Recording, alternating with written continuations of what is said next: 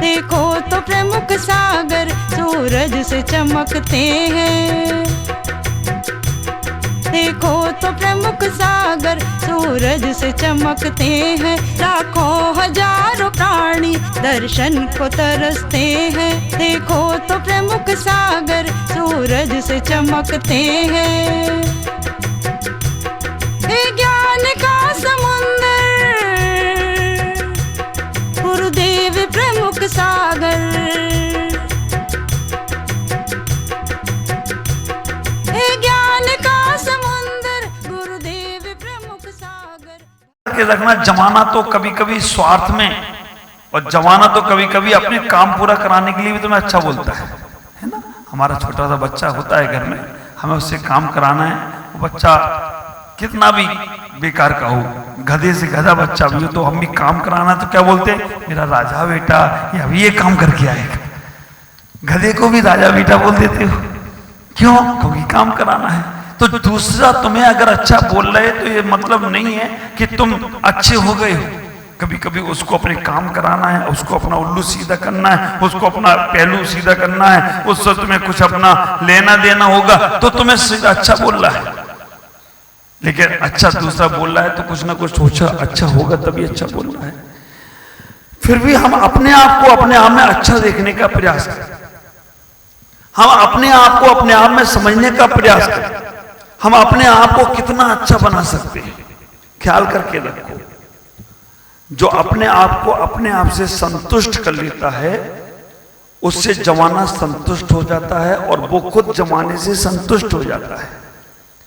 जो अपने आप को अपने आप में संपूर्ण कर लेता है, जमाना दुनिया उसको संपूर्ण मानने लगती है और वो अपने आप में संपूर्ण हो जाता है।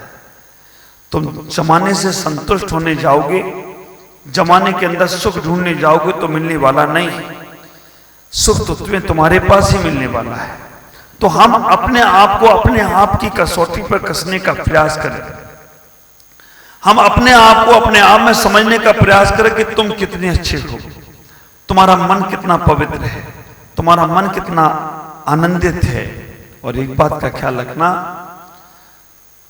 कहते हैं खुश होकर कोई काम, खुशी के लिए कोई काम मत करो। हम सोचते हैं कि हम एक काम करेंगे इससे हमें खुशी मिलेगी, हम इससे बात करेंगे तो हमें खुशी मिलेगी, हम एक काम करेंगे तो हमें खुशी मिलेगी, इससे बात करेंगे तो खुशी मिलेगी। खुशी के लिए संसार में कुछ ना करो, खुशी पाने के लिए किसी से मत मिलो। बस इतना ही सूत्र याद रखो, खुश होकर हर काम करो, तुम्हें हर जगह खुशी मिल जाए तो कोई आश्चर्य की बात नहीं है। खुश होकर हर आदमी से मिलो, हर आदमी में तुम्हें खुशी मिल जाए तो कोई आश्चर्य की बात नहीं। खुशी के लिए तुम आदमी से मिलोगे कि इससे हमें सुख मिलेगा, और कहीं तो उसने तुमसे विपरीत बात कह दी तो तुम्हें दुख प्राप्त होगा। सुख के लिए तुमने कोई काम किया, वो काम नहीं बना तो तुम्हें दुख प्राप्त होगा। लेकिन तुमने सुख के लिए नहीं, सुख होकर खुश होकर वो काम किया, तो जितनी देर तुम खुश रहोगे उतनी देर तो तुम्हारा एनर्जी पावर पॉइंट बढ़ता जाएगा।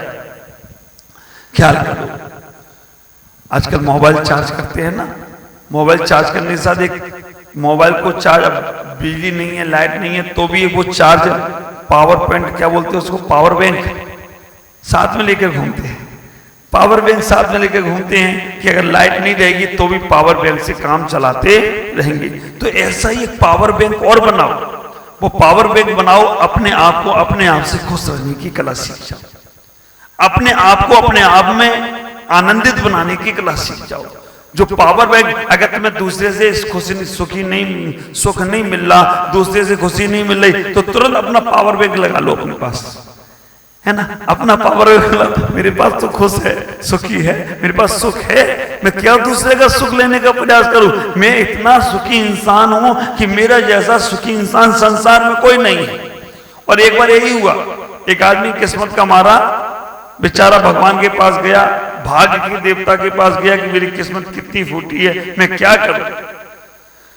परमात्मा ने, देवता ने घोषणा करी पूरे देश में, पूरे नगर में कि सब लोग अपने अपने किस्मत का पुटारा लेकर आओ, सब लोग अपने अपने भाग्य को एक पोटली में बांध करके लाओ, और सबसे अच्छा जिसका भाग है वो ले जाना, सबसे बुरा वाला भाग छोड़ जाना।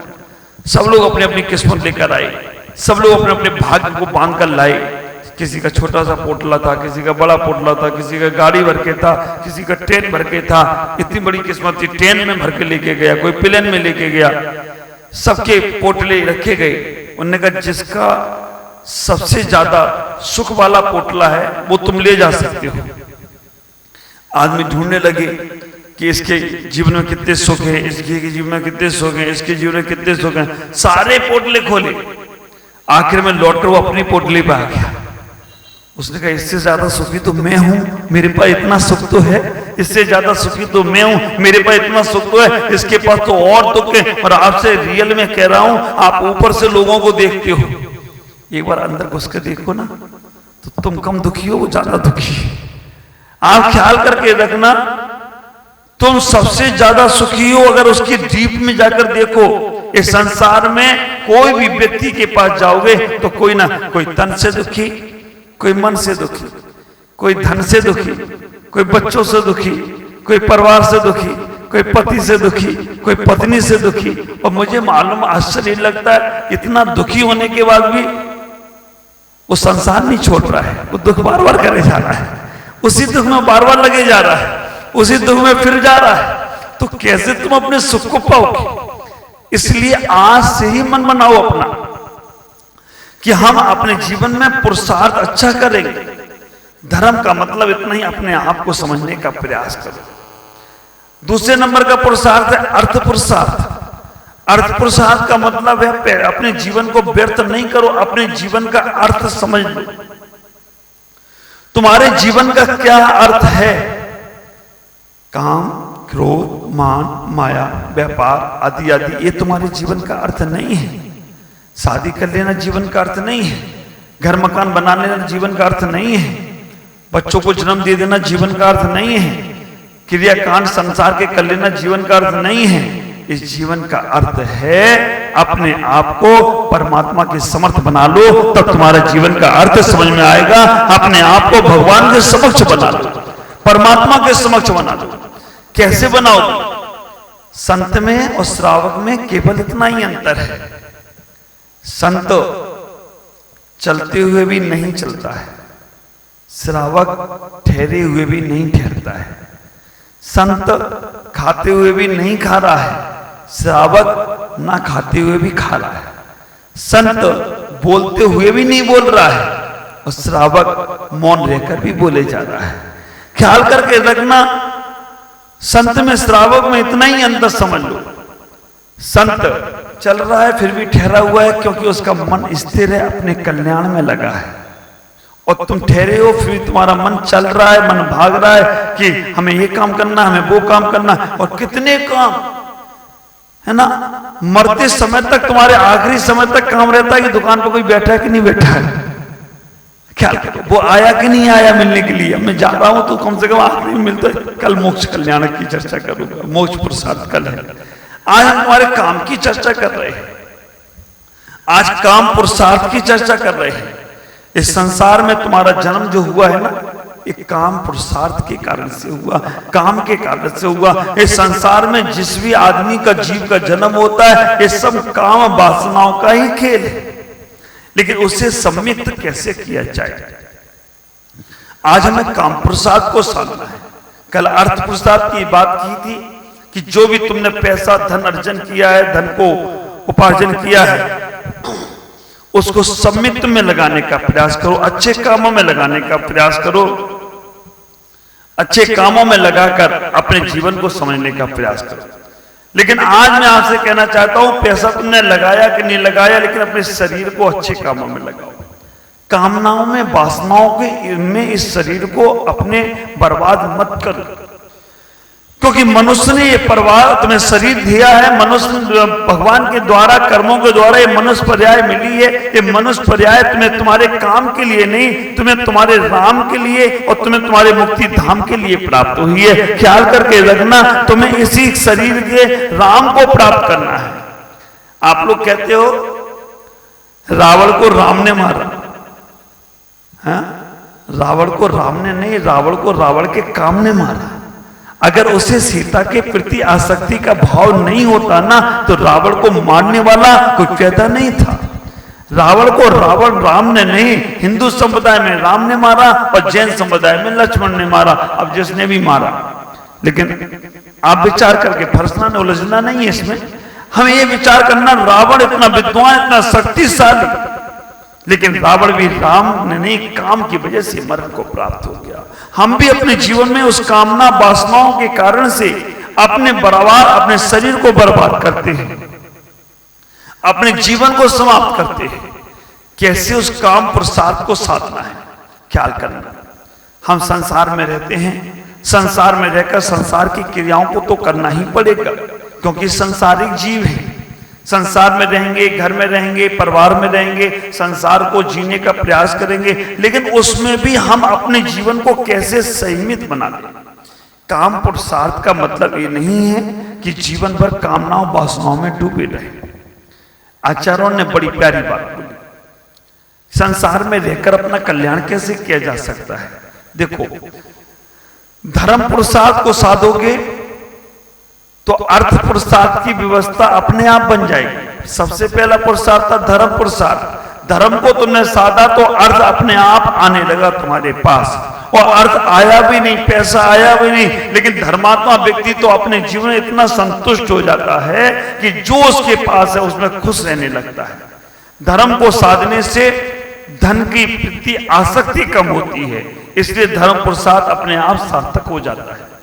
और काम को साधने की मोक्ष पुरुषार्थ की व्यवस्था बन जाती है। अब काम को कैसे साधा जाए, कामनाओं को वासनाओं को कैसे सीमित किया जाए, संसार में रहकर कैसे हम अपने उन इंद्रियों के भोगों से बचने का प्रयास करें।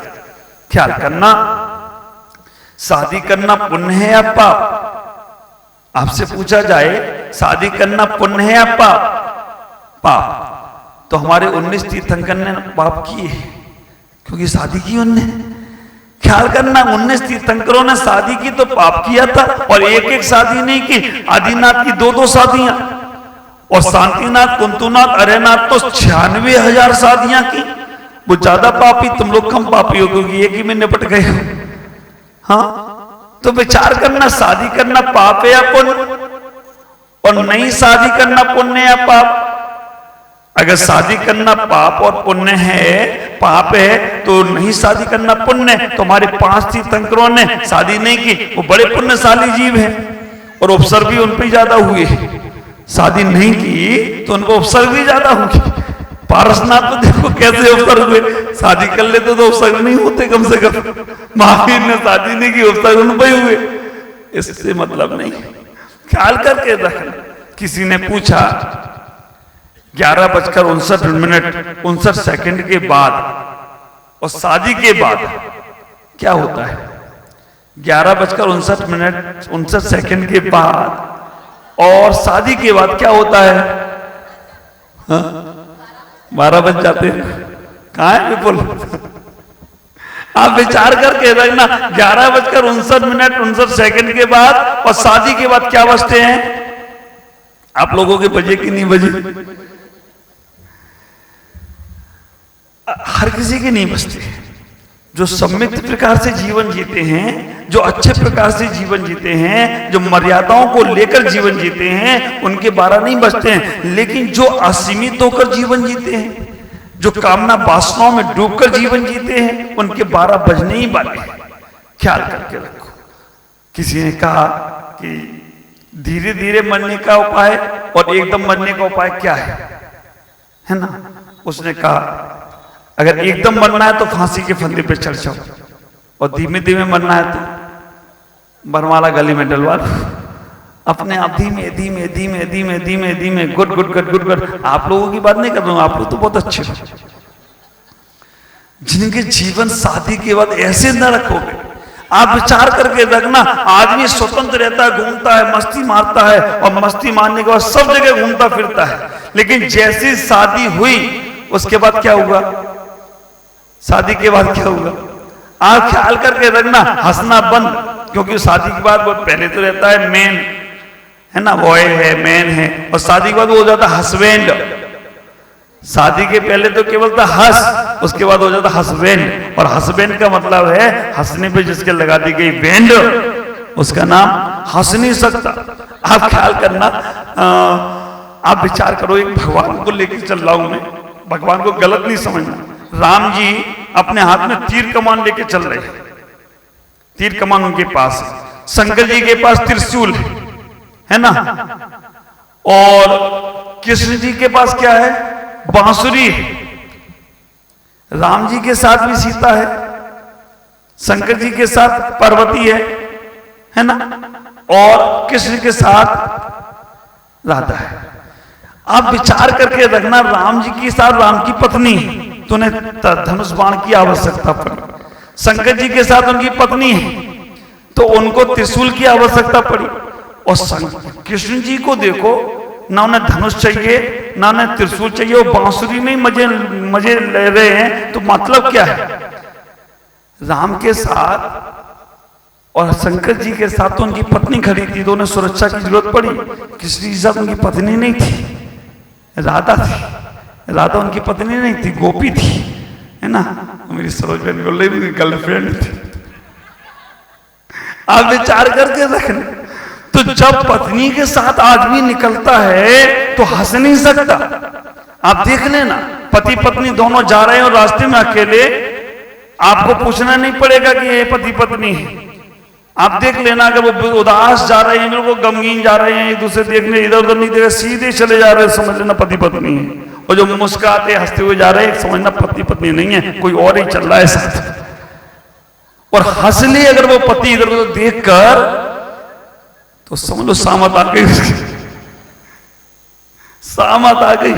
शादी विवाह फंक्शन में पति पत्नी दोनों चले जाएं तो आप विचार करना, पत्नी और किसी को नहीं देखती, पति को देखती कहां जा रहे, किससे बात कर रहे, उसकी तो जीना आराम हो जाता है, दुश्वार हो जाता है। और पति भी अगर संकालू आ जाए ना तो वो और किसी को नहीं देखता, पत्नी भी देखता किससे बात कर रही है, किसको क्या बोल रही है। ख्याल करना, इतना अच्छा जीवन था, इतना सब कुछ अच्छा था, कहां से संदेह का कीड़ा मन में कुलबुलाने लग गया। और जब जब तुम्हारे मन में संदेह आता है तब तक जीवन तुम्हारा नरक हो जाता है। हम उस संसार को समझने का प्रयास करें। शादी करना पुण्य और पाप नहीं है, शादी नहीं करना पुण्य और पाप नहीं है, ये तो एक सामाजिक व्यवस्थाएं हैं, सामाजिक व्यवस्थाएं हैं, और सामाजिक व्यवस्थाओं को हमें साधना है। लेकिन उसके चक्कर में अपने जीवन को समाप्त नहीं करना, उसके चक्कर में अपने जीवन को खराब नहीं करना। आप ख्याल करके रखना, इतना अच्छा मनुष्य पर्याय मिली, इस मनुष्य पर्याय में एक व्यवस्थाओं को तुमने स्वीकार किया, विवाह करके, शादी करके, पानी ग्रहण करके, एक दूसरे के संबंध बनाकर, लेकिन उसके चक्कर में पूरे जीवन को समाप्त नहीं करना। आप अपने जीवन को इतना ही सोचना, एक मौका मिला है कि तुम भी अपने आप को धर्म में लगो और अपने परिवार को भी धर्म में लगाने का प्रयास करो। ख्याल करो, हम जब कामना और वासनाओं में डूबते हैं तो आचार्य समदभद्र स्वामी कहते हैं कि तुम सांसारिक व्यक्ति हो। कामना और वासनाओं से निकल जाते हैं, शादी करने की मना नहीं है, लेकिन उस शादी के साथ, उस सांसारिक क्रिया के साथ अपने धर्म को जोड़ने का प्रयास करो। जितना तुम धर्म को जोड़कर चलोगे उतना तुम्हारा जीवन सबके सामने इज्जत में बनेगा, सबके साथ साथ अच्छे से अच्छा बनेगा। आचार्य समदभद्र स्वामी कहते हैं, ना तो परदार गच्छति ना परान गम्यति चा पाप भितिरेत सब परदार निर्वर्ति स्वदार संतोष नाम अपि। ब्रह्मचर्य व्रत की चर्चा करते हुए कहते थे कि अगर तुम्हें इस काम प्रसाद को साधना है, ना तो परदार गच्छति, पर स्त्री के प्रति मन में गलत भाव मत लाओ, ना उधर जाने का प्रयास करो, ना परान गम्यति, ना दूसरे को भेजो, सब परदार निर्वर्ती स्वदार संतोष नाम पे, पर स्त्री के प्रति मन में गलत भाव लाना छोड़ दो, तुम ब्रह्मचर्य व्रत का पालन कर सकते हो। ख्याल करके रखना, पर स्त्री के प्रति मन में गलत भाव आना बंद हो गए। किसी, देखो, एक मजाक चीज अलग है और एक गलत भाव अलग है। अगर हम मजाक कर लेते हैं, हंसी मजाक कर लेते हैं, बात अलग है, लेकिन गलत मन में भावना, कामना, वासनाओं के विचार आ गए, समझ लेना तुम्हारे जीवन में पाप शुरू हो गए। स्त्री को भी अगर पर पुरुष के प्रति मन में गलत भाव आ गए, बात कर रहे हैं, मजाक कर रहे हैं, बात अलग है, लेकिन पर पुरुष के प्रति मन में गलत भाव आ गए, समझ लेना तुम ना कुछ करते हुए भी आपको ब्रह्मचर्य व्रत में दोष लग रहे हैं। आचार्यों ने यहां तक बोल दिया, जिस व्यक्ति ने ब्रह्मचर्य व्रत को ले लिया वो अपने स्थान पर जहां बैठता है स्त्री को आने नहीं देता है, संत हो जाता है। जिस स्थान पर जो बैठ गया, अगर पुरुष स्थान पर बैठा है उस स्थान पर 48 मिनट तक जिसने ब्रह्मचर्य व्रत लिया है वो स्त्री बैठ नहीं सकती, और जिस पर स्त्री बैठी है उस पर पुरुष नहीं बैठ सकता, क्योंकि उसके परमाणु वहां पर रहते हैं। उतना क्षेत्र छोड़कर बैठना चाहिए, आप ख्याल करें। लेकिन फिर भी हम संसार में हैं, हम संसार में रहकर इन व्रतों का पालन करते हैं, तो अपने जीवन में इतना ही सोचना कि अपने ओज को बढ़ाते हैं, अपनी ताकत को बढ़ाते हैं, अपनी शक्तियों को ऊर्ध्वगमन कराने का प्रयास करते हैं। ब्रह्मचर्य व्रत का साधन करना है, काम पुरुषार्थ को साधना है। ब्रह्मचर्य से मतलब ये नहीं है कि हम बात भी नहीं कर सकते। बहुत से लोग आज हमारे पास युवा पीढ़ी आते हैं, बहुत से युवा बच्चे आते हैं और बच्चे युवा आकर इस बात से डरते हैं, महाराज जी अगर हमने ब्रह्मचर्य व्रत ले लिया तो हम फिर रात में नहीं खा पाएंगे, हम एक दूसरे से बात नहीं कर पाएंगे, हम पिक्चर नहीं देख पाएंगे, हम एक साथ बैठ नहीं पाएंगे। नहीं, ब्रह्मचर्य मतलब इतना ही है कि हम अपने जीवन में कामना वासनाओं को नहीं जन्मते। एक दूसरे से बोल सकते हो, एक दूसरे से बैठ सकते हो, जो भी सांसारिक क्रियाएं वो सब कर सकते हो, लेकिन बस मन में गलत भाव ना लाओ, मन में गलत परिणाम ना लाओ। आप ख्याल करके रखना, स्वदाह संतोष व्रत एक स्वीकार करने से आपके जीवन में आपका ओज, आपका पुण्य बढ़ना शुरू हो जाता है और आपके जीवन का एक विकास होने लगता है। लेकिन जब हमारे पास ये व्रत नहीं होता है तब हमारे जीवन भटकता ही भटकता रहता है। हम किसी के पास जाते हैं तो भटकने से बचने वाले नहीं होते हैं। इसलिए हमें संयम को स्वीकार करना चाहिए। संयम की शुरुआत कहां से हुई, ख्याल करके रखना। एक कामना वासनाओं को तो अनादिकाल से चलते आ रहे हैं, लेकिन संयम की स्वीकार कहां से किया? तो कहते हैं कि आदिनाथ की बेटी ब्राह्मणी और सुंदरी, इनने संयम को स्वीकार किया। सबसे पहले आदिनाथ की पुत्री ब्राह्मणी और सुंदरी, इन्होंने जब इनने पिता से पूछा, पिताश्री आपके पास राजा महाराजा अधिराजा सब सर झुकाते हैं, क्या आपका भी सर कभी झुकेगा? तब उन्होंने कहा कि हाँ बेटा, मेरा भी सर, जिससे तुम्हारा विवाह होगा, जिससे तुम्हारी शादी होगी, उनके चरणों में मुझे भी झुकना पड़ेगा, उनको नमस्कार मुझे भी करना पड़ेगा, उन्हें प्रणाम मुझे भी करना पड़ेगा, उनके हाथ मुझे भी जोड़ना पड़ेगा। ब्राह्मणी सुंदरी इतना ही कहती हैं, नहीं पिताश्री नहीं, ऐसा कदापि नहीं होगा। ब्राह्मणी सुंदरी ऐसा ही कहती है कि नहीं पिताश्री ऐसा नहीं होगा, मेरे कारण से मेरे पिता का सर उन भोगियों के चरणों में झुके, ऐसा कदापि नहीं होगा। हम आज से ही अखंड ब्रह्मचर्य व्रत लेते हैं, हम अपने कारण से अपने पिता के सर को नहीं झुकने देंगे, हम पिता का अपमान होने नहीं देंगे। ख्याल करना, वहां अपमान की बात नहीं थी, एक क्रिया की बात थी। लेकिन आज बड़ा आश्चर्य होता है, आजकल के बच्चे और बच्चियां स्कूल और कॉलेज में पढ़ने के बाद अगर किसी से कोई गलत संबंध बना ले, किसी के प्रति मन में गलत विचार आ जाए, किसी के प्रति मन में गलत सोचने लग जाए, एक दूसरे से प्यार हो जाए, एक दूसरे के प्रति उनके मन में अट्रैक्शन जरा गलत हो जाए, तो वो अपने माता पिता की नहीं सुनते हैं, अपने धर्म की नहीं सुनते हैं, अपने गुरु की नहीं सुनते हैं, वो अपना पूरा जीवन समाप्त कर लेते हैं। और मैं आपसे कहना चाहता हूं कि अगर जीवन में इस प्रकार से अगर तुम्हारे मन में विकृति का भाव आया और तुमने अपना धर्म, अपना गुरु, अपना माता पिता छोड़ दिए, तो तुम कभी सुखी होने वाले नहीं हो। बड़े मुश्किल से माता पिता मिलते हैं, बड़े पुण्य से माता पिता मिलते हैं, और बड़े सौभाग्यशाली होते हैं वो लोग जिनको माता पिता मिले हैं। लेकिन एक किसी के कारण से अपने माता पिता को छोड़ देना, ख्याल करके रखो।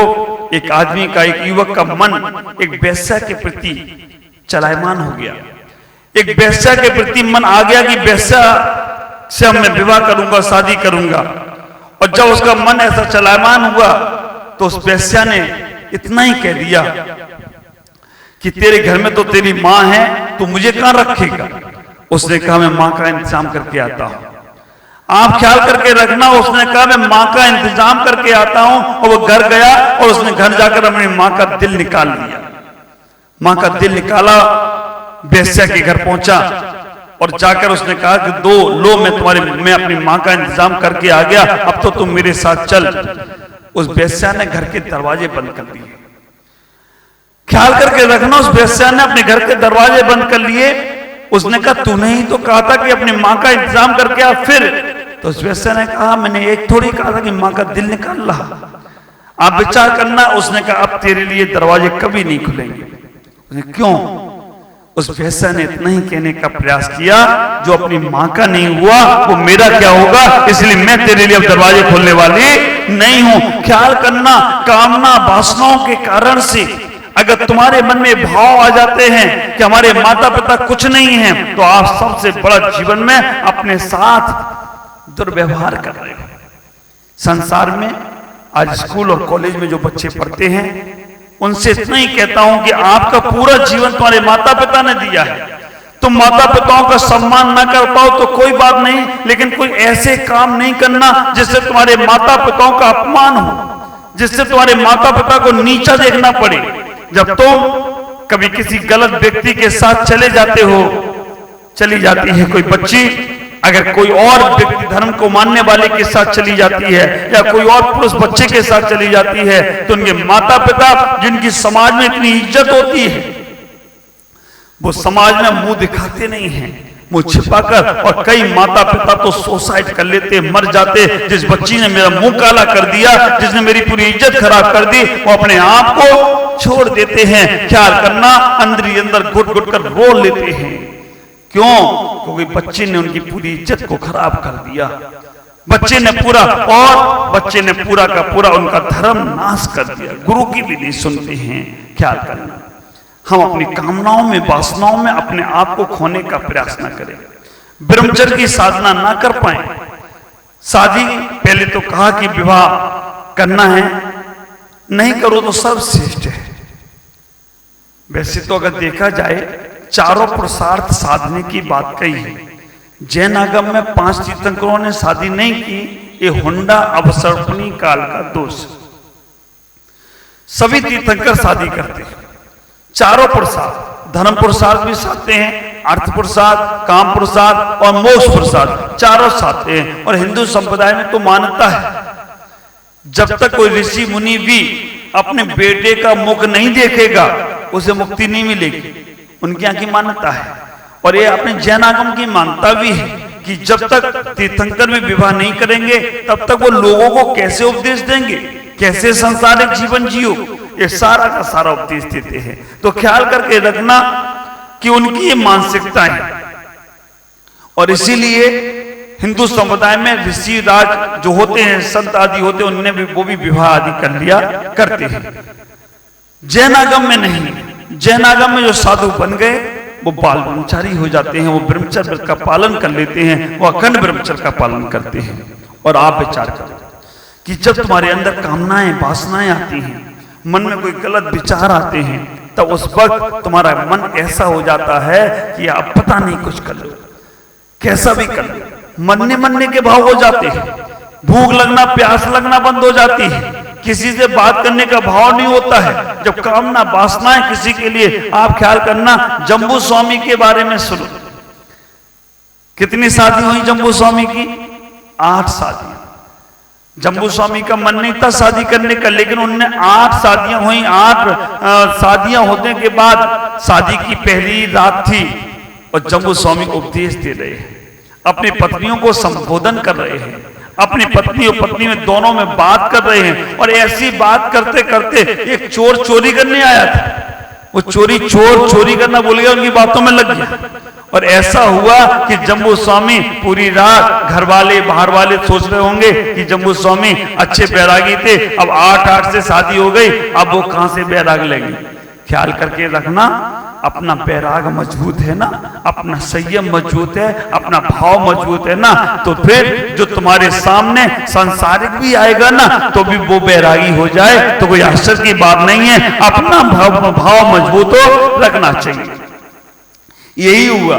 8 राजकुमारियां और जम्बू स्वामी और एक चोर भी वहीं बैठे बैठे सुन रहा है। और देखा जाए तो सुबह निकलते हैं कि वो लोग सोचते होंगे कि अब इस संसार को जिएंगे, लेकिन सुबह देखते हैं तो 8 और रानियां बैरागी हो गई, जम्बू स्वामी बैरागी हो गए और साथ वो चोर भी बैरागी हो गया और 10 ने दीक्षा। ख्याल करके रखो पहले का जमाना क्या था और आज का जमाना क्या है। आप विचार करके रखना, पहले का जमाना आदमी को पता नहीं चलता था किससे शादी होने वाली। माता पिता पसंद करते थे, कहीं जाकर पसंद करने के बाद तब मालूम पड़ता था किससे शादी होने वाली है, कौन हमारी पत्नी और कौन हमारा पति होने वाला है। और आजकल माता पिता को तो बाद में मालूम पड़ता है, लड़के लड़कियों को पहले मालूम पड़ गया कि किनसे कौन की क्या शादी होने वाली है। ख्याल करना, ये सब जमाना बदलता चला जा रहा है। और इसी के कारण से जम्बू स्वामी का तो देखो, उसके बाद हमारे एक जिनागम में दृष्टांत आता है विजय और विजया का। विजय और विजया का मालूम है आपको, दोनों हॉस्टल में पढ़ते थे, पाठशाला में पढ़ते थे। विजया जो कन्या थी उसने आर्का माता जी से स्वाध्याय किया, पढ़ाई की और उससे उन्होंने कृष्ण पक्ष का ब्रह्मचर्य व्रत ले लिया। जो विजय था उसने कोई मुनिदास से शिक्षा ली, उसने शुक्ल पक्ष का ब्रह्मचर्य व्रत ले लिया और आखिरकार संयोग से उन दोनों का विवाह भी हो गया। विवाह होने के बाद, शादी होने के बाद जब कृष्ण पक्ष चल रहा था, विजय पहुंचे, उन्होंने कहा मेरा ब्रह्मचर्य व्रत है, मेरे पास मत आना, मैं ब्रह्मचर्य व्रत मेरा चल रहा है। शुक्ल पक्ष में जब विजया पहुंची तो विजय ने कहा मेरा ब्रह्मचर्य व्रत है, मेरे पास मत आना। आखिरकार दोनों एक दूसरे पे गुस्सा नहीं हुए, दोनों एक दूसरे को झुंझलाए नहीं, दोनों ने एक दूसरों की शिकायत नहीं की। उन्होंने कहा देखो हम दोनों का क्या सहयोग मिला, अब हम दोनों लोग कल्याण करेंगे।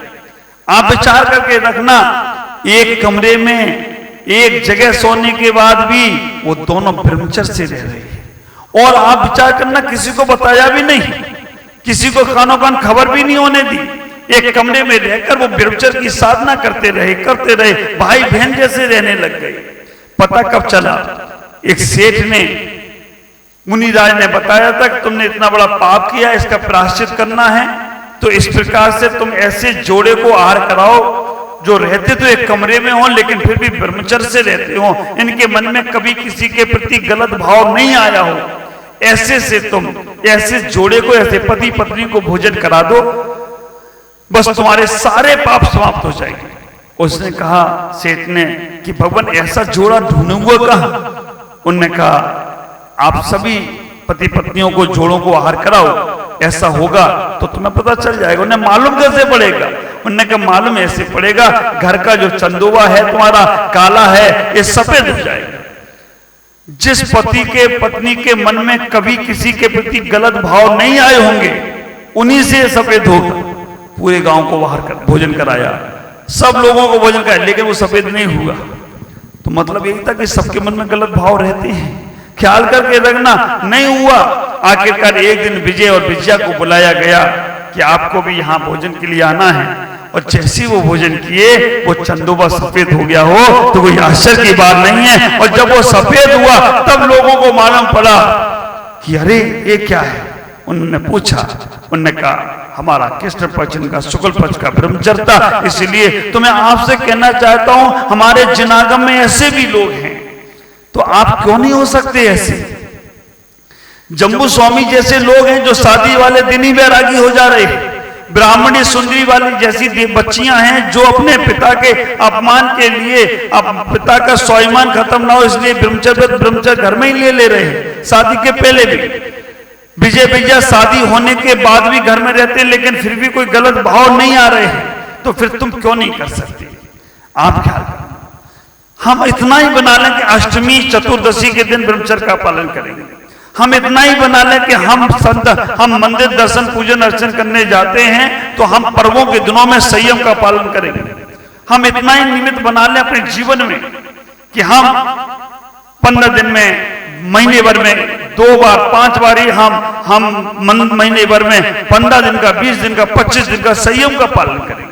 क्यों नहीं कर सकते? जो अखंड पालन कर सकते तो तुम फिर क्यों नहीं कर सकते? ख्याल करना, सुकरात से पूछा गया, सुकरात से पूछा गया कि इस आदमी को, इस पति को, इस आदमी को अपनी पत्नी के साथ, पति को पत्नी के साथ पूरे जीवन भर में कितने बार संपर्क बनाना चाहिए।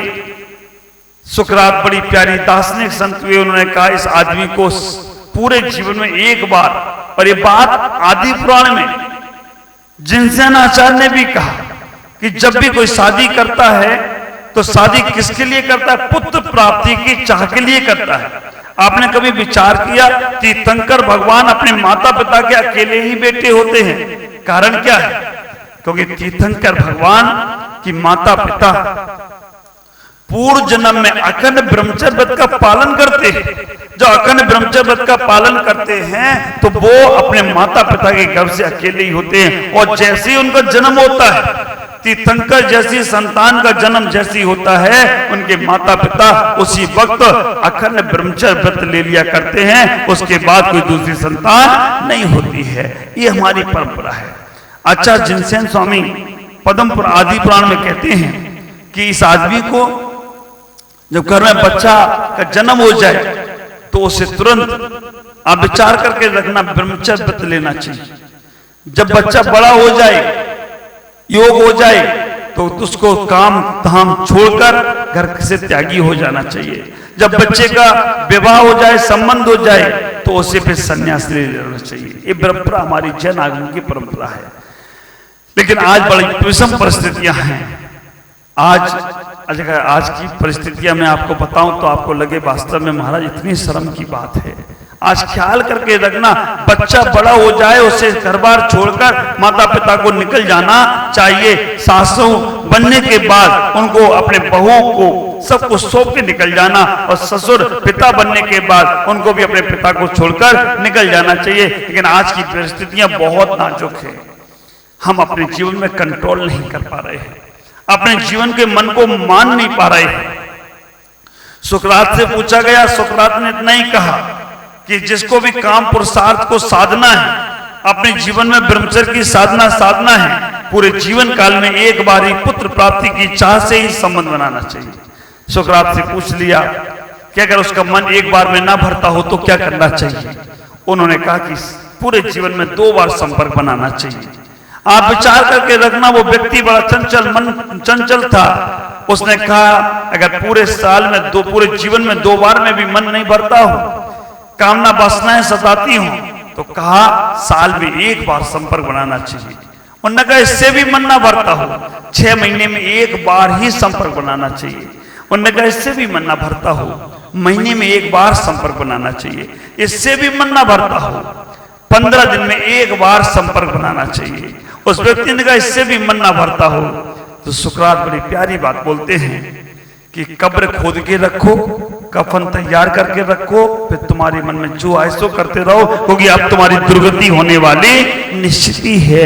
क्योंकि उस कामना वासनाओं के कारण से तुम्हारा मन, तुम्हारा जीवन खराब होता चला जाता है।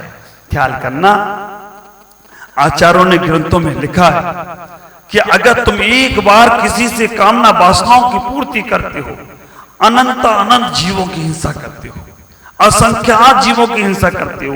एक दार्शनिक ने तो यहां तक कह दिया कि अगर एक बार कोई पति पत्नी आपस में संबंध बनाते हैं, अगर वो जितने जीव हैं अगर वो जन्म ले ले, ख्याल करके रखना इस देश की आबादी कम पड़ जाए, विश्व की आबादी कम पड़ जाए, इतने जीव एक बार के संपर्क में मरण को प्राप्त हो जाते हैं। तो हम जितना बच सके उतना बचने का प्रयास करो। आप सन्यासी नहीं हो पा रहे, आप तपस्वी नहीं हो पा रहे, आप घर परिवार नहीं छोड़ पा रहे, लेकिन घर में भी मर्यादा बनाकर ख्याल करके रखो कि हम अपने उस क्रियाओं से बचें। और एक बात का ख्याल करना, काम पुरुषार्थ को साधना है तो अपने जीवन में जितना हो सके उतना उन चीजों से बचने का, गरिष्ठ भोजन से बचो। लोग आप मुझसे पूछते महाराज, पत्रकार लोग चर्चा करते हैं कि महाराज आपने इतनी छोटी उम्र में कैसे इस काम को, वासनाओं को जीत लिया, कैसे इंद्रियों पे विजय प्राप्त कर लिया, कैसे आपने अपने जीवन को इतना सार्थक कर लिया। आप ख्याल करके रखना, मैंने उनसे इतनी चर्चा की। सबसे पहली बात मैंने उससे कहा कि मैंने अपने नजरिए को बदल दिया। मैं अपनी सोच को बदल दिया। जब मेरे पास कोई बच्ची आती है, जब मेरे पास कोई लड़की आती है, जब मेरे पास कोई बहू आती है, जब मेरे पास कोई माँ आती है, तो मैं अपने नजरिए को बदल दिया कि मेरी बेटी के समान है, मेरी बहन के समान है, मेरे माँ के समान है। जब बेटी बहन और माँ के समान है तो मन में गलत भाव नहीं आता है। ख्याल करना, आपके मन में जब ये भाव आ जाए ना, तो आपके सामने कोई कुछ भी करता रहे, आपका मन खराब नहीं होगा।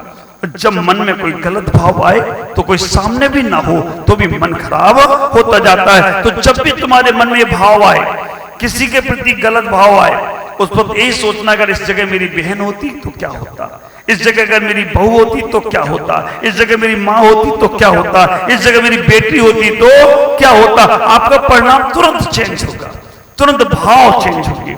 बस इस मन को बदल लो, तुम्हारा जीवन बदल जाएगा, पहली बात। दूसरे नंबर पर, गरिष्ठ भोजन से भी बचो। जो लोग ज्यादा काजू किशमिश बादाम खाते हैं, जो लोग ज्यादा गरिष्ठ भोजन करते हैं, वो ब्रह्मचर्य की साधना नहीं कर सकते हैं। जो लोग ज्यादा घी तला चिपना खाते हैं, वो भी ब्रह्मचर्य की साधना नहीं कर सकते। यहाँ पचाने की ताकत हो, ऐसा नहीं है कि घी दूध मक्खन खाने वाला पचा नहीं सकता है। आप विचार करके रखना, हमारे यहाँ संत दिगंबर संतों में ऐसे ऐसे संत हुए जो 100-100 200 ग्राम घी पी जाते थे, काजू बादाम मुट्ठी भर खा जाते थे, लेकिन वो उतनी साधना भी करते थे। हम साधना ना करें और खाएंगे तो मन में विकृति का भाव आएगा। दूसरे नंबर पर, तीसरे नंबर पर, ऐसी बातों से बचने का प्रयास करें। अगर तुम्हें ब्रह्मचर्य की साधना करना है तो ऐसी बातों से बचने का प्रयास करो जिन बातों से तुम्हारे मन खराब होते हैं। ऐसी चीजों को देखने से बचने का प्रयास करो। अगर ये तुमने साधने का प्रयास किया तो तुम ब्रह्मचर्य की साधना कर सकते हो, अन्यथा संसार में तुम अपने जीवन में कुछ भी नहीं कर सकते। हम संसार में ही पड़े रहेंगे, संसार के क्रियाकलापों में पड़े रहेंगे। ख्याल करके रखना, आजकल का जमाना तो ऐसा हो गया कि आज इस मन को संभालना बहुत मुश्किल है। टीवी के माध्यम से, मोबाइल के माध्यम से, नेटवर्क नेट क्या होता है वो सब, उसके माध्यम से, इंटरनेट के माध्यम से, फेसबुक के माध्यम से, हर चीज के माध्यम से आपको गलत गलत चीजें परोसी जा रही हैं और अच्छी चीज का लेबल लगा कर परोसी जा रही है। किसी ने बोला, महाराज आपका प्रमुख वाणी पर प्रवचन आता है, आप मोबाइल पर देखना चाहो तो किसी के मोबाइल पर देख लेना। आप ख्याल करके रखना, सही था, प्रमुख वाणी डाला, सही चीजें भी आ रही हैं, उसमें गलत चीजें भी आ रही हैं।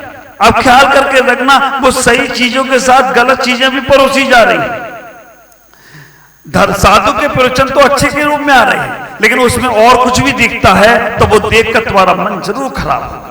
इसलिए इन चीजों से जितने वैज्ञानिक यंत्र और साधन तैयार हुए, ये तुम्हारे मन को खराब करने में कारण बन रहे हैं, उनसे बचने का प्रयास करो। हम इतना ही कहना चाहूंगा कि काम प्रसाद को साधना है तो अपने जीवन में संयम को बनाओ।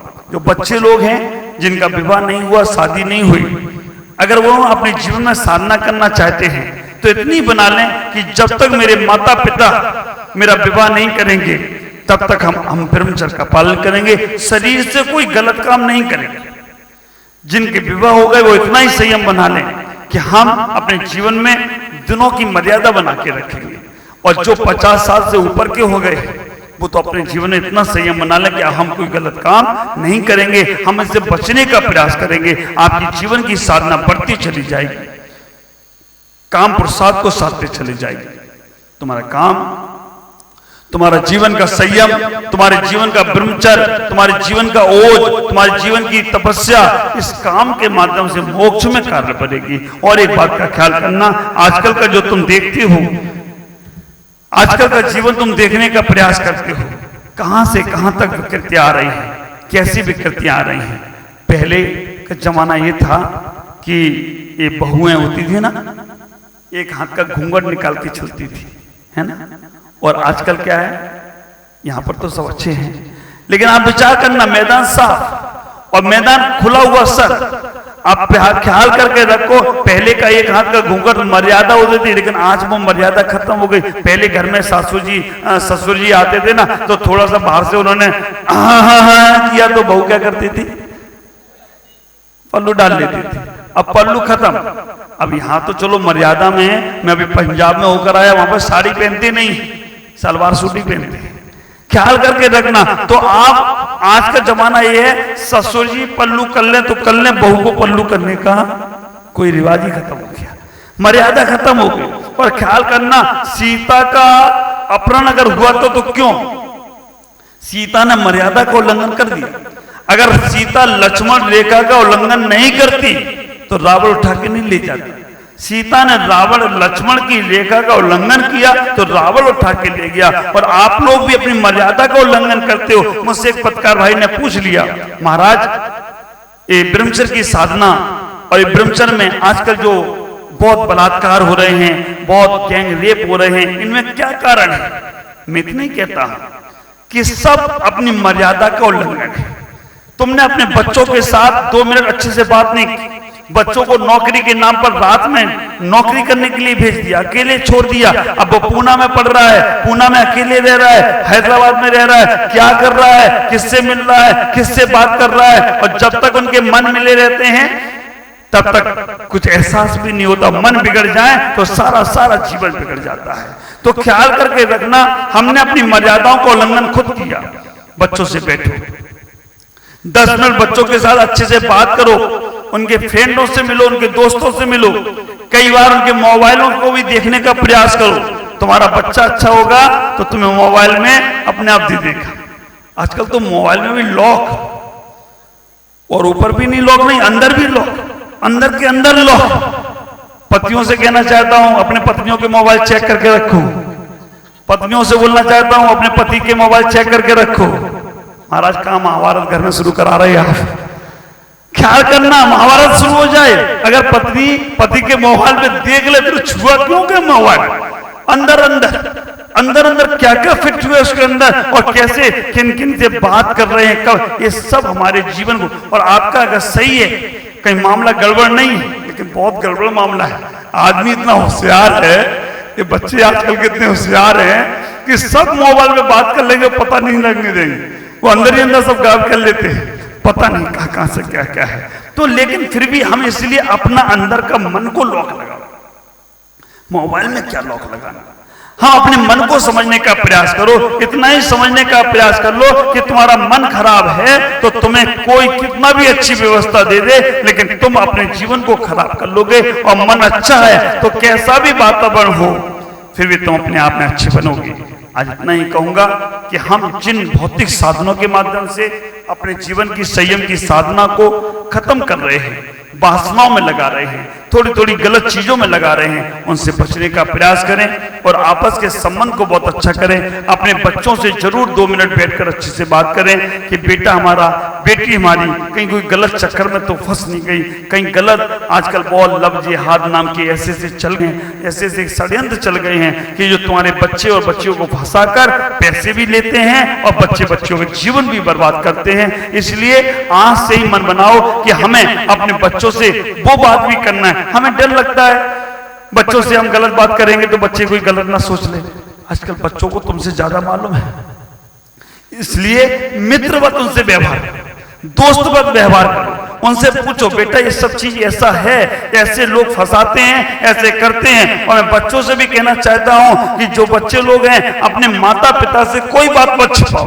कोई गलती हो जाए तो जरूर मम्मी पापा को जरूर बताओ, नहीं बता पाओ तो अपने गुरु को बताओ, जाकर उस गलती का प्रायश्चित कर लो। नहीं तो तुम्हारा जीवन इतना बर्बाद होगा कि तुम बाद में संभालना भी चाहोगे तो नहीं संभाल सकते हो।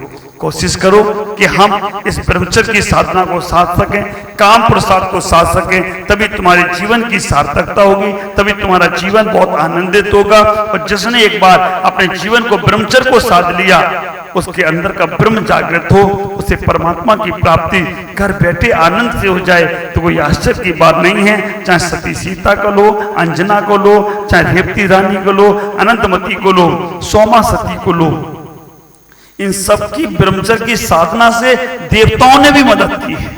शेर सुदर्शन को लो, अंजन चोर को लो, शेर सुदर्शन के ऊपर रानी ने कुचेष्ट, रानी और रानी आसक्त हो गई शेर सुदर्शन पर, लेकिन उनने अपने जीवन की साधना को छोड़ा नहीं और इसी कारण से देवताओं ने भी उनकी पूजा की है।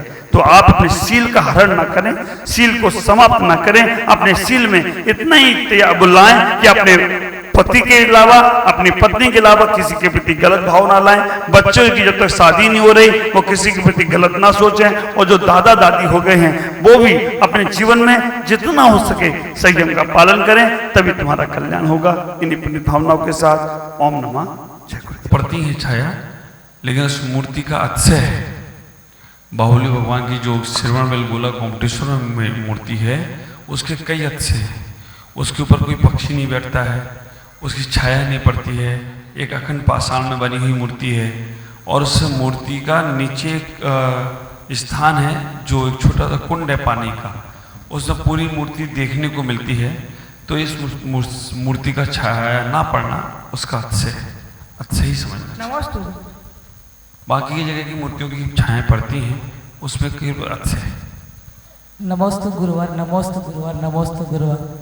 गुरुवार हमारे बंडेरा में जो मूलनायक शांतिनाथ भगवान की मूर्ति है, उनका प्रतिबिंब हम जहाँ दर्शन करते हैं, उनकी छाया वहाँ पे पड़ती है, और हम लोग सभी लोग उनके ऊपर पैर रख के दर्शन करते हैं। तो उसका क्या करना चाहिए? दोष लगते हैं।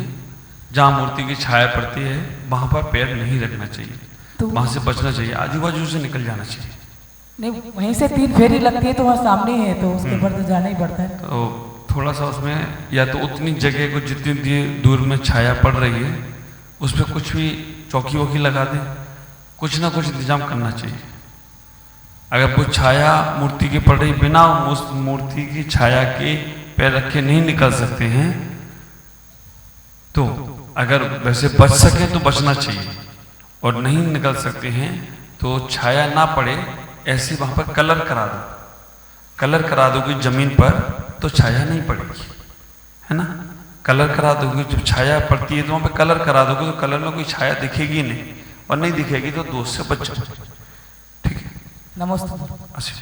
हाँ, नहीं वो जैसे भी है छाया, लाइट का ये भी बात सही है आपकी विजय कुमार जी की, लाइट पीछे से ना लगाओ, आगे से लगाओ तो पीछे छाया जाएगी। ऊपर से लाइट लगाओ तो छाया नहीं पड़ेगी।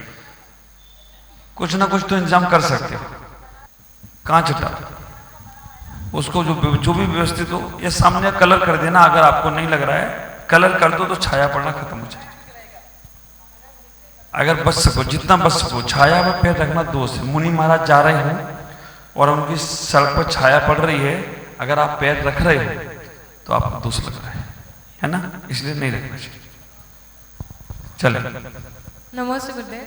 गुरुदेव, यहाँ पे तो मंदिर में सिर्फ अभिषेक एक बार किया जाता है, पर कहीं जगह मैंने देखा है कि जो भी आता है मंदिर बोलते हैं कि मैं सौले में हूँ, और सीधे जाता है अभिषेक करता है। वैसे लेडीज भी जाते हैं, मतलब कोई टाइमिंग फिक्स नहीं है। जाते हैं 8 बजे, 9 बजे, जो जाएगा 8 बजे वो कर लेगा, 9 बजे जाएगा वो कर लेगा, 10 बजे जाएगा वो कर लेगा।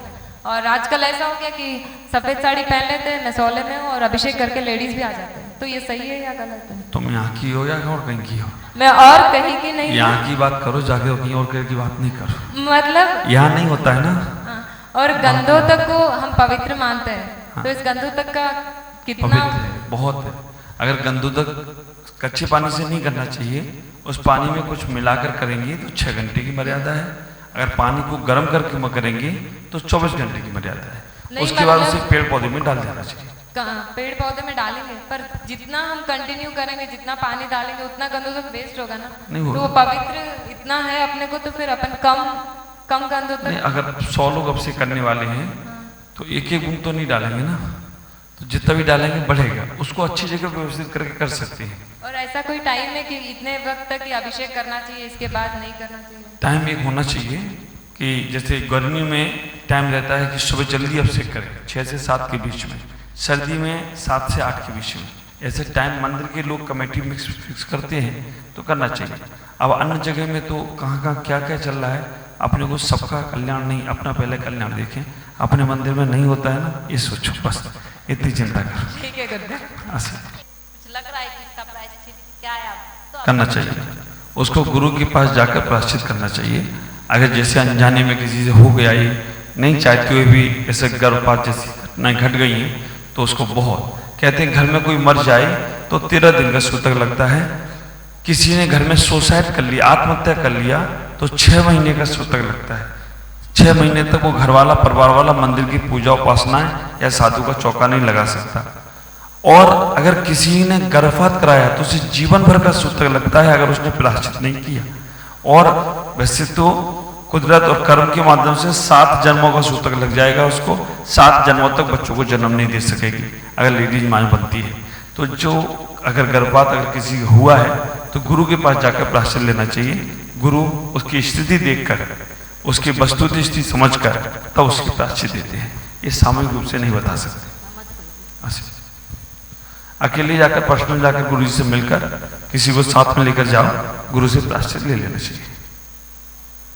गुरुदेव के चरणों में नमस्तु नमस्तु नमस्तु। गुरुदेव दशलक्ष्मी जी पर्व साल में 3 बार आते हैं, तो अपन 2 क्यों नहीं मनाते, खाली भाद्रपद में? अभी 10 लक्षण पर्व ही चल रहे हैं। मेरे अनाज का त्याग है 10 लक्षणी पर्व, तुम नहीं मनाते, हम लोग तो मनाते हैं ना। अब ये है कि एक हम धूमधाम से भाद्रपद में क्यों मनाते हैं? बहुत सुंदर, बहुत सुंदर। देखो पर्युषण पर्व 10 लक्षण पर्व 3 बार आते हैं, माघ पंचमी से माघ 14 तक, चैत पंचमी से चैत 14 तक और भादो पंचमी से भादो की 14 तक। ये 3 बार पर्युषण पर्व आते हैं। हम भादों के बड़ी धूमधाम से मनाते हैं, उसलिए क्यों? क्योंकि भादों के महीने में धंधा मंदा होता है, बरसात में कोई का धंधा चलता नहीं है, तो क्या रहता है अब आदमी चलो भगवान की पूजा ही कर लो कम से कम।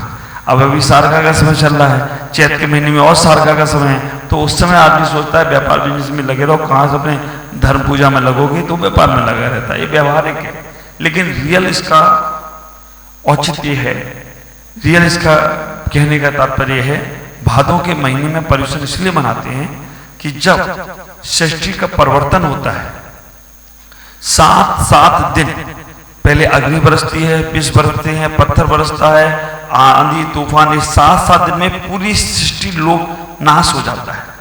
उस वक्त 72 जोड़े विजयात पर्वत की गुफा में विद्याधर आदि देव लोग रख देते हैं। 72 जोड़े होते हैं।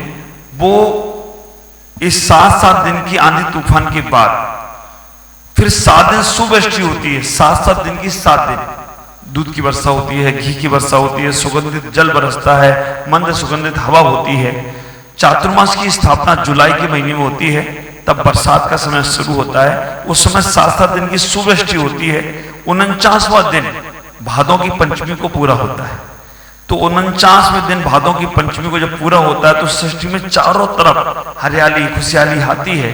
उस पर वो 72 जोड़े निकलते हैं और 72 जोड़े निकलकर सबसे पहले 10 दिन तक कंटिन्यू भगवान की पूजा करते हैं। उसे हम भादों का पर्युषण पर्व कहते हैं। तो भादों के पर्युषण पर्व से ये 10 लक्षण शुरू हुए, इसलिए हम भादों के पर्युषण जोर जोर से मनाते हैं और बाकी के पर्युषण हम नहीं मना पाते हैं। अब इस साल में 3 बार पर्युषण आने का मतलब क्या है, ये भी प्रश्न में इंक्लूड कर रहा हूं, आपको जोड़ रहा हूं। भादों के महीने से पर्युषण जब 72 जोड़े निकले तो उन्होंने शुरुआत की थी, इसलिए उस पर्व को हम जैसे कोई बात की पहली शुरुआत करते हैं, जैसे एग्जाम्पल में घर में पहली शादी हो ना, बड़ी धूमधाम से मनाई जाती है। और उसी बच्चे की और उसी बच्चे की दूसरी शादी हो, कहते चुपचाप से कर लो, बाद में बताना नहीं किसी को कि दोबारा दूसरी शादी हो रही है ना। तो वो पहली शादी है भादों के महीने की, क्योंकि निकले थे तुरंत ही भादों को मनाया, अब उसके दोबारा दूसरा पर्व कर लो शांति से। कुछ लोग अच्छे तरीके से भी करते हैं। कारण क्या है 3 बार पर्युषण पर्व आने का? सबसे बड़ा रीजन आध्यात्मिक रीजन, हर पर्युषण पर्व के बाद क्षमावाणी आती है ना। अभी 9 तारीख की 14 से और 10 तारीख को क्षमावाणी आएगी। तो 4 महीने में हम हर 4 महीने में अपनी क्षमावाणी मनाएं और हर 4 महीने में एक दूसरे से क्षमा मांग लेंगे तो हम मिथ्या दृष्टि नहीं बनेंगे, सम्यक दृष्टि बने रहेंगे। क्योंकि मिथ्या दृष्टि की कसाय एक समय से लेकर 6 महीने के बाद तक चलती है और सम्यक दृष्टि की कसाय 6 महीने के अंदर समाप्त हो जाती है। तो अगर किसी से आपका बोलचाल बंद हो गया, तालमेल बिगड़ गया, अगर मनमुटाव हो गया, तो पर्युषण पर्व आया है और पर्युषण पर्व के बाद क्षमावाणी के दिन जाके क्षमा मांग लेना। हर 4 महीने में मांग लोगे तो मिथ्यात्व में नहीं जा पाओगे, सम्यक दृष्टि बने रहोगे। इसलिए साल में 3 पर्युषण पर्व आते हैं। भादों के महीने से पर्युषण पर्व शुरू हुए थे, इसलिए भादों में जोशों से मनाते हैं। भादों के महीने में बरसात का समय रहता है, आदमी फ्री रहता है, तो भगवान का धर्म ध्यान ज्यादा करता है और बाकी के समय में बिजी रहता है, इसलिए भगवान को दर्शन कराता है। इतना ही अंतर। नमस्ते गुरु, अच्छा। नमस्ते। और कोई बहुत बड़ा रीजन है जैन आगम का ही, पर्यूषण 3 बार आना। माघ को महीने में आता है, चैत के महीने में आते हैं और भादो के महीने में आते हैं। हर 4 महीने में 3 बार, 4 महीने में पर्यूषण पर्व आते हैं। 3 अष्टांग। नमस्ते, नमस्ते। नमोस्तु या नमस्ते, नहीं हम शाम को गुरुदेव तुमको नमस्ते नमस्ते कराते, वो याद रह गया इनको। नमोस्तु और नमस्ते में क्या अंतर है? नमोस्तु एक को किया जाता है और नमस्ते जितने हैं सबको, ता तू ते, है ना। तो ये नमस्ते का मतलब सबको कर रहे, जितने मंच बैठे सबको नमस्ते बोलो। लेडीज अभिषेक करती है या नहीं? आप करती हो तो अब ज्यादा विकल्प मत करो। दूसरों की समस्या अपनी समस्या का बैठ जाओ, है ना। दूसरों की समस्या आदमी आप करती हो तो बस नहीं करना, क्योंकि हम दूसरों की समस्याएं अपनी इतनी बना लेते हैं। अगर करना चाहो तो मैं बताऊं कर सकती है कि नहीं, क्योंकि मैं बताऊंगा और तुम फिर नहीं करोगी तुम वही जो तुम्हें करना है। इसलिए दूसरों की समस्या को नहीं, जो करता है वो पूछेगा तो मैं उससे बोलूंगा करो, और जो नहीं करता है उससे नहीं। ये विवादास्पद प्रश्न है, इनमें हमें उलझना नहीं चाहिए। आप इतना ही ख्याल करके रखो, आदमी क्यों रो रहा है। हमारे तरुण सागर जी बोलते हैं, गांधी जी ने सपने में पूछा उनसे आदमी क्यों रो रहा है, तो उन्होंने बताया अपनी धुलती नहीं दूसरे की धो रहा है इसलिए रो रहा है। चादर है छोटी, पैर ज्यादा फैला रहा है इसलिए रो रहा है।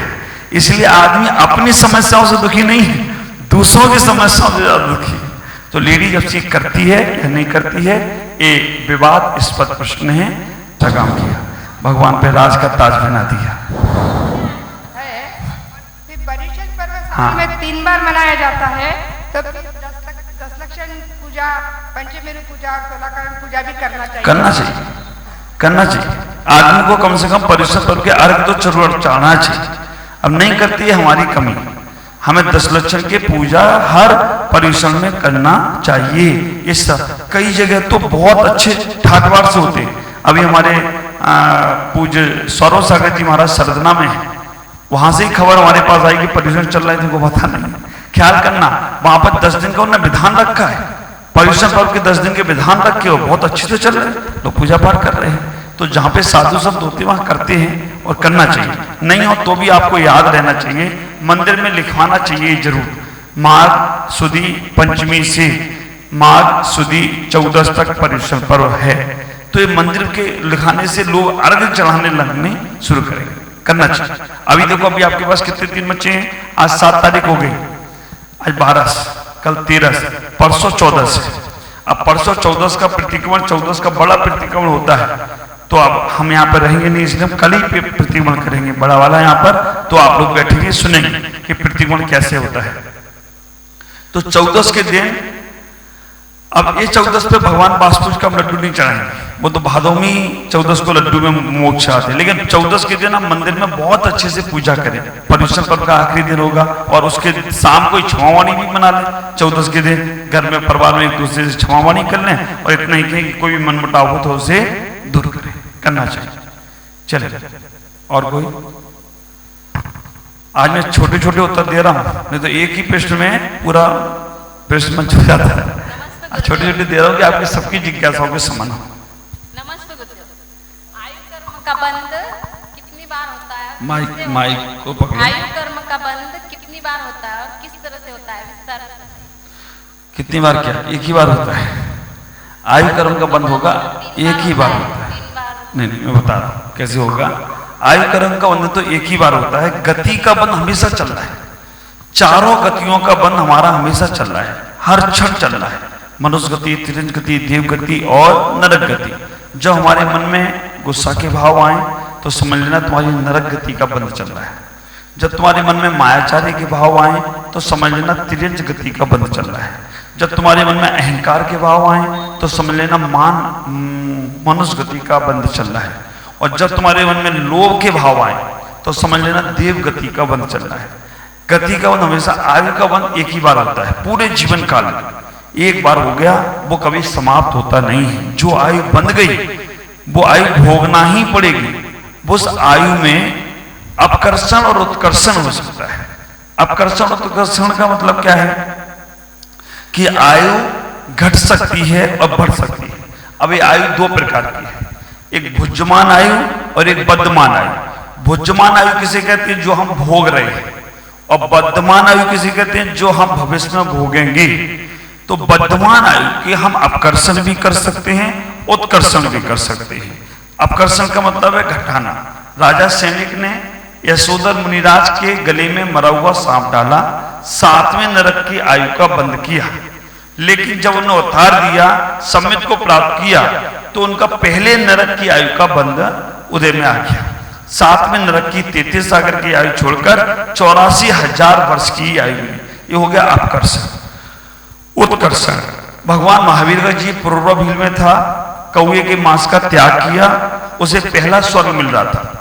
पहले स्वर्ग की आयु 1 सागर या 2 सागर थी, लेकिन जैसे उन्होंने सारे मांस का त्याग किया, 16वें स्वर्ग में चला गया। 16वें स्वर्ग की आयु 22 सागर की थी, तो उसे 22 सागर, ये हो गया उत्कर्षण। अब जो आयु या जो भुज्यमान आयु भोग रहे, इसमें हम अपकर्षण तो कर सकते हैं लेकिन बढ़ा नहीं सकते। अपकर्षण का मतलब जहर खा के अकाल मृत्यु में मर जाना, अग्नि से जल जाना, पहाड़ से गिर जाना। अपकर्षण आयु घटा सकते हैं, बढ़ा नहीं सकते। अब आपका मूल प्रश्न अभी आ रहा है कि आयु का बंध कैसे होता है। तो आयु का बंध त्रिभाग में होता है ना। एक ही बार होगा, 10 बार नहीं होगा, लेकिन वो 8 बार तुम्हें मौका देता है। पूरे जीवन काल में आयु का 8 बार मौका देता है। बता रहा, पूरे जीवन काल में 8 बार मौका देता है। जैसे आपकी आयु 75 वर्ष की है, तो 75 वर्ष की आयु में 50 वर्ष तक आपका आयु बंद नहीं होगा। आयु की त्रिभागी बोलते हैं जिसको, कि आयु की त्रिभागी।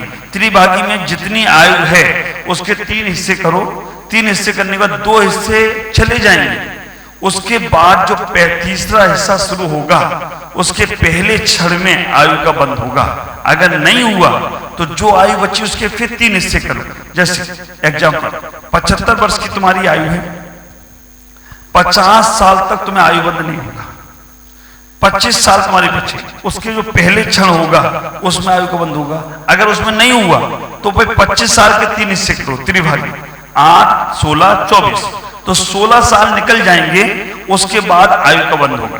अगर उसमें भी नहीं हुआ तो जो 8 साल बचे हैं उसके त्रिभागी, 2.5, 7.5, तो आप इससे हम मतलब समथिंग ही बता रहे हैं। तो 5 साल निकल जाएंगे, उसमें आयु का बंद नहीं हुआ, 2.5 साल बचेंगे उसमें, ये 3 बार हो गया। चौथी बार में अगर उस वक्त भी आयु का बंद नहीं हुआ तो 2.5 साल के 3 हिस्से करो। 2.5 साल में दिन होते हैं 365, 600, 700, 730, 720, 720 और 160। 365 के आधे कितने हो गए? 162 दिन। तो 700, तो मतलब 750, 850 दिन, 850 के 3 हिस्से कर दो। 3 ऐसे 8 बार करना पड़ेगा। और 8 बार करने के बाद भी अगर आयु का बंद नहीं हुआ तो जब तुम्हारे मृत्यु का समय नजदीक आएगा, उस समय अकाल मृत्यु, उस समय तुम्हारे शरीर का जो जीव निकलेगा मरणांतिक समुद्घात करेगा, और वो जहां उसे जन्म लेना है वहां जाएगा, वहां पर स्थान को छोकर वापस आएगा और फिर वो मरण को प्राप्त होगा। तो अपना ही समझने का प्रयास करें कि हमारी उम्र है, उसके 2 हिस्से निकलने के बाद आयु का बंद होता है। पूरे जीवन में 8 बार करता है। अब हमारी उम्र हमें मालूम नहीं है कितनी है, इसलिए हमें हर समय अच्छे परिणाम रखना चाहिए। जिस वक्त आयु का बंद होगा, जैसे तुम्हारे परिणाम होंगे वैसे ही तुम्हारी आयु का बंद होगा, और उसी में सारी पर्याय, सारी गतियां डाइवर्ट हो जाएंगी। जैसे आयु का बंद का समय आया और तुम्हारे भाव अच्छे हैं, परिणाम अच्छे हैं, तो देव आयु का बंद आश्रय होगा। तुमने बहुत पाप करे लेकिन उस वक्त अच्छे भाव थे, और तुमने बहुत पुण्य किया लेकिन आयु के समय में तुम्हारे परिणाम खराब हो गए, तो आपका सारा पुण्य नरक में डाइवर्ट हो जाएगा। तो इसलिए हमें हमेशा अपने परिणामों को अच्छा रखना चाहिए। पता नहीं कब कौन सी आयु का बंद हो जाए, इसलिए पहले ही चलेगी। आयु का बंद नहीं हुआ वो तो अब हमें आपको मालूम कैसे पड़ेगा कि तुम्हारी आयु का बंद हुआ कि नहीं? अगर तुम समय शिखर जाने के भाव नहीं कर रहे हो, पता नहीं, हमें भी नहीं मालूम, अभी आपको भी नहीं मालूम, क्योंकि हम लोगों की आयु मालूम नहीं कौन सा है। हमें एक सोचना है, अगर हमारी नरक आयु और तिरंज आयु का बंद हो गया है, आयु का बंद हो गया, नरक आयु और तिरंज आयु का बंद हो गया, तो हम समय से कजी नहीं जा सकते, हम व्रत नहीं ले सकते। कितने सोचेंगे, बहुत से लोग, मैं आपको बताऊं, मेरे पास बहुत से बच्चे बच्चियां आते हैं, महाराज मुझे इस मार्ग में निकलना है, मोक्ष मार्ग में निकलना है। मैं भी कहता हूं बहुत अच्छा बेटा, इस पर निकलो, लेकिन जिनकी आयु का बंद हो गया वो निकल नहीं सकते, वो व्रत नहीं ले सकते। आप ख्याल करना, मंदिर की पूजा पाठ करने लेंगे लेकिन व्रत नहीं ले पाएंगे। नरक आयु का बंद होने के बाद, तिरंज आयु का बंद होने के बाद व्रत ही नहीं होगा, संयमी नहीं होगा। इससे मालूम पड़ता है अहंकारी अगर व्यक्ति होगा तो वो भी सारे के सारे होते हैं। तो हमें आयु का बंद ऐसे समझना है कि त्रिभागी पड़ता है, हमें और तुम्हें किसी को नहीं मालूम कि कब आयु का बंद होगा, इसलिए अच्छे परिणाम रहना चाहिए। ओम नमः। लास्ट, इसके बाद अब कोई खड़ा नहीं होगा, ये लास्ट क्वेश्चन और पूछेंगे, और बहुत सुंदर सा क्वेश्चन था आयु वाला। आप लोग इसको और कभी विशेष से समझने का प्रयास करेंगे तो मैं और विशेष से समझा दूंगा। नमस्ते गुरुदेव, नमस्ते गुरुदेव। सब मुनिराज, सब माता जी, सब चौमासे में एक जगह क्यों रुकते हैं, बाकी तरफ पूरा विहार करते हैं, ऐसा क्यों? आपका क्या विचार है? नहीं मतलब चौमासा बंद कर दें? नहीं, क्यों चौमासा क्यों लगाए हुआ है? चौमासा नहीं करना चाहिए। नहीं करना चाहिए, उसी टाइम भादव आश्विन आते, वैसा क्यों बाद में क्यों? बहुत अच्छा रीजन है। हमारे ख्याल से इनका मन था कि चौमासा नहीं करे तो महाराज घूमते रहेंगे हमेशा, कभी आराम नहीं करना महाराज को। नहीं, उसका रीजन ये है कि हमारे जैन मुनिराज, जैन धर्म अहिंसा धर्म है, अहिंसा में धर्म है, तो जीव रक्षा के लिए वो 4 महीने एक जगह रुकते हैं। क्योंकि बरसात के समय इतने कीड़े उत्पन्न हो जाते हैं, जमीन पर सड़क पर हरियाली हरियाली घास आ जाती हैं, काई जम जाती है, चारों तरफ जीवों की उत्पत्ति हो जाती है। तो जीव रक्षा के लिए मुनिराज 4 महीने एक ही स्थान पर रहकर अपने धर्म ध्यान साधना को करने का प्रयास करते हैं। पहला कारण। दूसरा कारण, 4 महीने में बरसात के समय हमारे इन भोले भाले श्रापों के व्यापार चलते नहीं है, तो ये हमें 4 महीने में बहुत सारे इकट्ठे मिल जाते हैं। अभी तो केरला में हमें तो ऐसा लग रहा है जैसे हैदराबाद में चातुर्मास था और यहाँ पर 4 दिन का ही चातुर्मास हो गया हो, सबका एक साथ लाभ लेना। ऐसा ही होता है कि चातुर्मास में सब एक साथ मिलते हैं तो बहुत सारा लाभ मिल जाता है धर्म ध्यान का। ऐसे जैसे गाला में 4-5 दिन मिले तो सारे लोगों को देखो कितना जल्दी लाभ मिल गया। ऐसे ही चातुर्मास में सब लोग, श्रावक लोग लाभ लेते हैं, क्योंकि व्यापार बिजनेस, अब आपके व्यापार बिजनेस तो चल रहे हैं, लेकिन आपने गुरु के लिए अभी अंदर से ध्यान हटा दिया, तो इसलिए आपका ही चातुर्मास चल रहा है ना, इसीलिए करते हैं, जीव रक्षा के लिए चातुर्मास करते हैं। ओम नमः। सभी लोग अपने स्थान पर खड़े होंगे और बहुत अच्छे प्रश्न यात्रा के माध्यम से आपके समाधान हो रहे हैं और बहुत अच्छी जिज्ञासाएं आप रख रहे हैं, लेकिन इनको समझकर अपने जीवन में उतारने का भी प्रयास करेंगे।